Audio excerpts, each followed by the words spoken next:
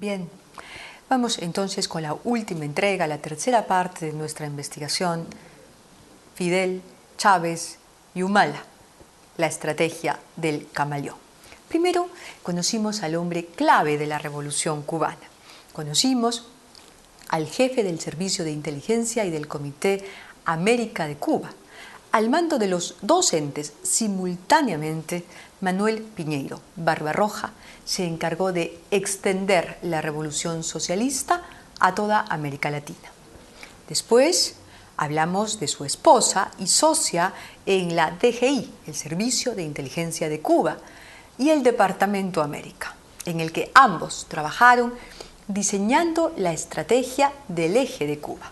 Conocimos a la chilena Marta Harnecker, la socióloga marxista que escribió los conceptos elementales del materialismo histórico, la mujer que vulgarizó el capital de Carlos Marx para ponerlo al alcance de los jóvenes estudiantes en nuestro continente, la mujer más venerada entre los comunistas del Caribe y de América del Sur. Ella es la persona que hoy da sustento ideológico y apoyo organizativo al gobierno bolivariano y a los aliados de Hugo Chávez. Analizamos su nueva estrategia, la de la avanzada política no doctrinaria, no partidarizada, una manera profesional de captar adeptos sin usar un discurso ideológico y en base a una estructura amplia y flexible. Ayer empezamos entonces a analizar la estrategia del camaleón. Vimos cómo sus operadores segmentan la protesta para evitar las antiguas rencillas entre las comunidades indígenas, cómo segmentan la sociedad y las motivaciones de los ciudadanos, cómo están logrando fragmentar la organización del Estado. Las autoridades elegidas pierden rápidamente su fuerza representativa.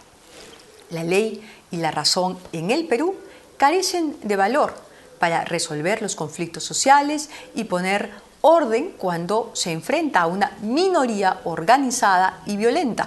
Los bloqueos de puentes, las tomas de carretera, que afectan a los ciudadanos y no a los gobiernos, son absolutamente justificados por la gente que apoya al eje de Cuba.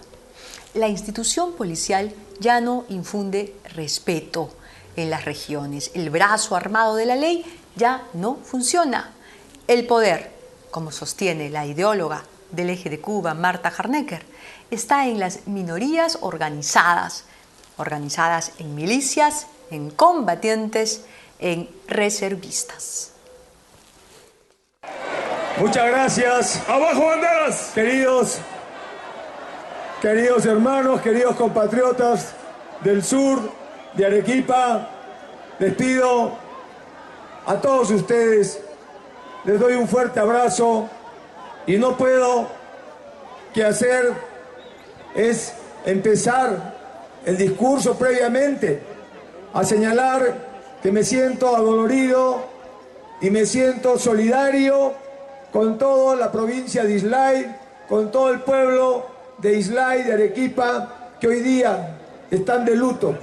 Nosotros no creemos en la violencia, nosotros creemos en la paz y justamente nosotros queremos resolver los problemas que se están dando en el país respetando las comunidades y además dialogando con el pueblo y respetando al pueblo, y esa es la mejor manera de solucionar los problemas, no a la violencia, no al derramamiento de sangre, sí a la paz, sí a la consulta, sí al respeto de la población, porque todo el pueblo es el Perú, esa es la patria y tenemos que empezar respetando la patria, respetando a nuestras familias, respetando al pueblo peruano. Y si bien el discurso que Harnecker les hace repetir a Chávez y a sus seguidores dice ser pacifista, ellos de ninguna manera han abandonado los métodos violentos. Aquí en nuestro país hemos visto cómo coincidieron los enfrentamientos en Islay con el último mitin de cierre de campaña de Ollanta Humala en la primera vuelta en Arequipa. Y ahí están también las pruebas de la colaboración económica y logística que el gobierno de Chávez mantiene con las FARC pruebas que se han encontrado en las computadoras de los jefes terroristas abatidos. Ese fue el mono Jojoy. Ya cayó, uno de los líderes terroristas más sanguinarios de Colombia. Igual que Fidel Castro, Chávez estimula cualquier movimiento armado para debilitar las democracias. Después del trabajo sucio que desarrollaron los cubanos con la Quinta, comandada por Tomás Borge desde Nicaragua, Chávez utiliza a las FARC no solo como la guerrilla que pretende abrirle paso para la conquista de Colombia, sino como una fuente de financiamiento a través de los secuestros y el narcotráfico. Las FARC, apoyadas por Cuba y Venezuela, han creado sus propios aparatos para coordinar directamente con los partidos y los movimientos de izquierda en América Latina. Con los datos de las computadoras de Raúl Reyes se ha podido establecer la estructura que arma a las FARC para obtener apoyo económico y logístico en todo el mundo. Y a su vez es la misma estructura que sirve para apoyar y coordinar con los movimientos que pueden convertirse en parte de su estrategia particular o la del eje de Cuba. Ahora bien, ¿quiénes son los hombres públicos de las FARC en América Latina? Usted está viendo en este momento los rostros de esos hombres. Narciso Izaconde, el primero, Óscar Figueroa, el segundo, Amílcar Figueroa, vea bien el rostro de Amílcar Figueroa, y Patricio Echegaray. En esos 4 revolucionarios radica la responsabilidad de establecer los contactos y de tramitar los salvoconductos. Cambiemos de gráfica por favor, este es el afiche que reparte el gobierno colombiano en las entidades públicas de toda Colombia. En él están los rostros y todos los nombres de los hombres que constituyen el Estado Mayor de las FARC. Y entre ellos está el nombre y el rostro de Amílcar Figueroa, uno de los integrantes del Comité Internacional de las FARC. Recuerde, le repito, recuerde ese rostro, porque ese es el rostro del sujeto que interviene en nuestro país. Ese es el rostro del narcoterrorista de las FARC que se encarga de los contactos con el Perú. Pero ¿cómo hacen? ¿Cómo hacen las FARC para moverse internacionalmente y relacionarse con los movimientos izquierdistas de toda América? Para eso crearon la Coordinadora Continental Bolivariana, la CCB, convertida en el año 2009 en el MCB, en el Movimiento Continental Bolivariano. Los fundadores fueron el colombiano Iván Márquez y el dominicano Narciso Izaconde. Y su organización se ha extendido, según reportes de la Policía Colombiana, a toda Centro y Sudamérica. Entre el 4 y el 9 de diciembre del año 2009, la CCB se convirtió en el Movimiento Continental Bolivariano. Y la cita cumbre, donde se rebautizó esta suerte de Cancillería de las FARC, se realizó en Caracas. Los organizadores del evento fueron Narciso Izaconde y un chileno que usted ve en su pantalla y que se llama Carlos Casanueva, secretario general de una y otra entidad, es decir, de la CCB y del MCB. Ambas entidades de fachada, por supuesto. La coordinadora y luego el Movimiento Continental Bolivariano funge de legal en los países aliados al eje de Cuba. Entiéndase Ecuador, Bolivia, Venezuela, Nicaragua, Argentina. Los gobiernos serios del resto de América Latina empiezan a tomar las previsiones del caso. En Venezuela, las FARC no solo tienen campamentos de refugio, sino que sus organismos de fachada, como el Movimiento Continental Bolivariano, realizan eventos a la vista de todos y en plena vía pública. En septiembre del año 2009 se produjo en Caracas la inauguración del Parque Manuel Marulanda, un parque en honor a Tiro Fijo, al jefe y fundador de las FARC. Eso fue en septiembre. Y el 4 de diciembre del mismo año, de 2009, se realizó en la misma ciudad el congreso en el que, de manera desenfadada, el gobierno de Chávez admitió su relación con las FARC. La CCB se convirtió orgánicamente, públicamente y con el auspicio del Ministerio de Comunicaciones de Venezuela en el Movimiento Continental Bolivariano. Y en la conferencia se escuchó a Alfonso Cano, el sucesor de Tiro Fijo, el heredero de la dirigencia de las FARC. Hubo una sino un deber inaplazable que señaliza el horizonte de la unidad combativa de nuestros pueblos en defensa de su dignidad, independencia, historia, valores, cultura, territorio, recursos humanos, riquezas naturales y del inalienable derecho a forjar soberanamente su futuro. El propósito del libertador de conformar una gran patria latinoamericana, estructurada como un solo cuerpo de naciones libres, integradora de nuestros pueblos, garante de la derrota del colonialismo de aquellas épocas y de la independencia definitiva de nuestros pueblos del yugo de cualquier potencia, continúa vigente. Conserva plenamente su vigor como estrategia nacida del genio y del ejemplar e inagotable compromiso revolucionario de Simón Bolívar, que concibió una gran nación como patrimonio colectivo de todo el pueblo y no como sumatoria de enormes latifundios reservados a minorías privilegiadas, arrodilladas y sumisas ante las órdenes del imperio de turno. Y esos agentes de las FARC, los dirigentes del movimiento continental bolivariano, han venido al Perú muchas veces. Antes, la encargada de visitar nuestro país y hacer las coordinaciones era la terrorista Nubia Calderón, alias Esperanza.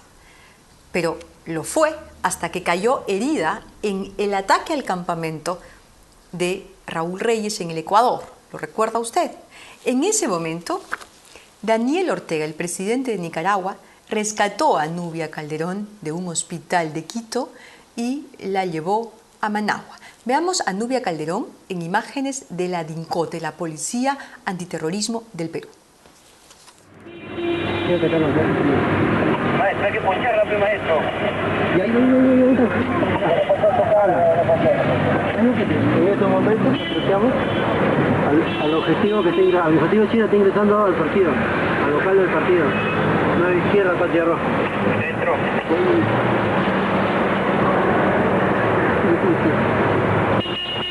Ubicado en el kilómetro Pesada 360. Fíjate, ahí nomás. En estos momentos apreciamos a la China con un sujeto. Acompañados los mismos que han salido del local del partido, en Miroquesada 360.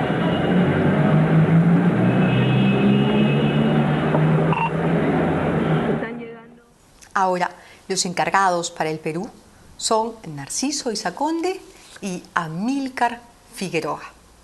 Y entre todos sus colaboradores locales, aquí en el Perú, entre sus colaboradores peruanos, los más recientes y visibles son Roque González, del movimiento Venceremos, integrado por exmilitantes del MRTA. De hecho, en febrero del año 2008, Roque González fue a Quito a participar del Congreso del Movimiento Continental Bolivariano, en el que, por cierto, participaron también agentes de las FARC, de Colombia y de la ETA de España. Al regresar, Roque González fue detenido. La Fiscalía y el juez lo mantuvieron preso, pero la prensa de izquierda se rasgó las vestiduras y presionó a las autoridades hasta que lograron conseguir su libertad. Y el otro es Guillermo Bermejo. Guillermo Bermejo está encargado de buscar. Podemos retirar esa imagen, ¿sí? Vamos a venir con las imágenes, el video de Guillermo Bermejo, porque Guillermo Bermejo está encargado, y tenga usted muy en claro eso, de buscar la unión con las fuerzas remanentes de Sendero Luminoso en el BRAE y en el Huallaga. El movimiento cocalero es parte de la masa social que ellos cultivan y la gente representa en el Congreso. Vamos a ver el video, ¿podemos tener ese video de una vez? La idea original de la democracia era que las grandes mayorías vieran representadas sus intereses en el gobierno. Eso no sucede y no va a suceder, porque hay clases antagónicas sin lucha desde el inicio de la comunidad.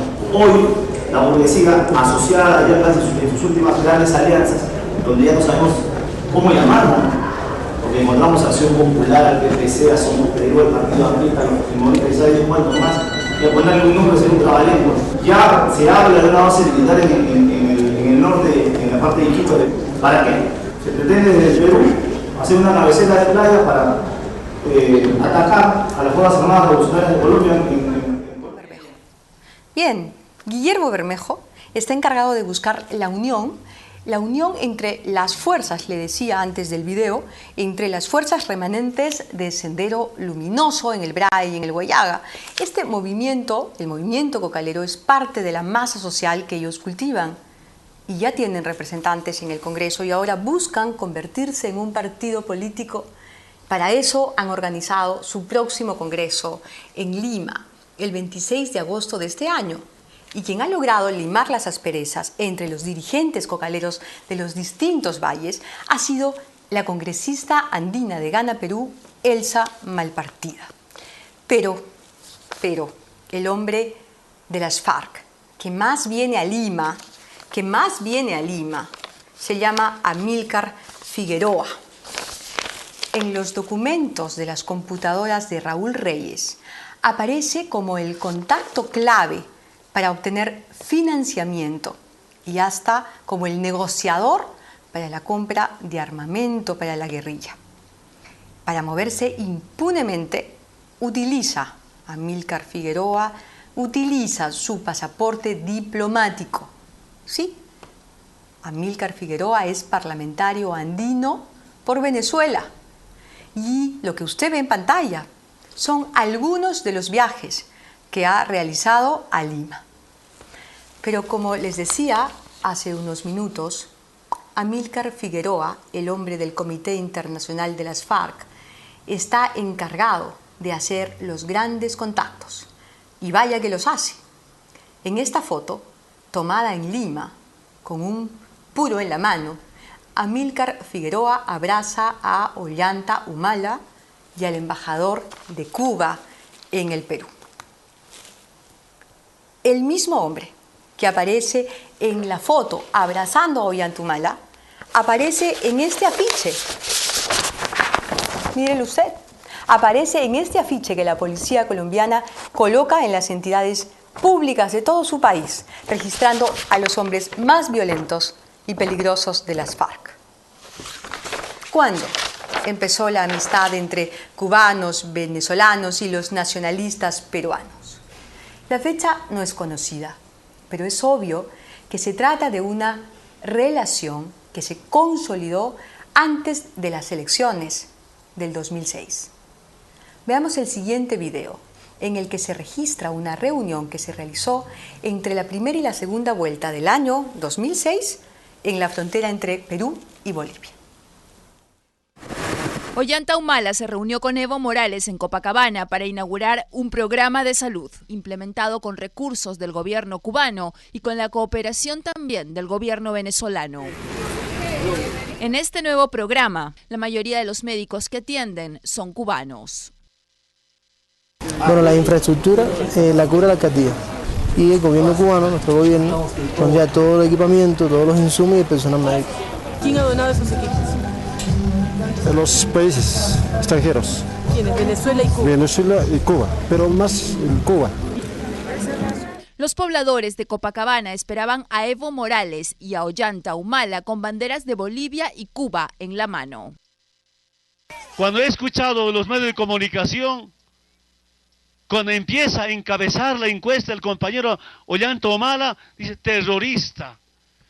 Algunos compañeros peruanos vinieron a Bolivia a decir, ese es terrorista. Yo le dije a esos compañeros, bueno, si ustedes acusan de terrorista, pues para que sepan, en Bolivia gobiernan los terroristas. Creo, con toda sinceridad, que en Bolivia ya han empezado un camino. Yo los felicito y me solidarizo con el pueblo boliviano en el camino que ya han empezado. La música de fondo era de Silvio Rodríguez y en el estrado decía, gracias, comandante Fidel. Presencia del honorable alcalde municipal de Copacabana. Ollanta Humala conversó durante un buen tiempo con el embajador de Cuba en Bolivia, Rafael Daúsa, mientras que Nadine Heredia, que no cabía en su pellejo, le tomaba fotos a su esposo.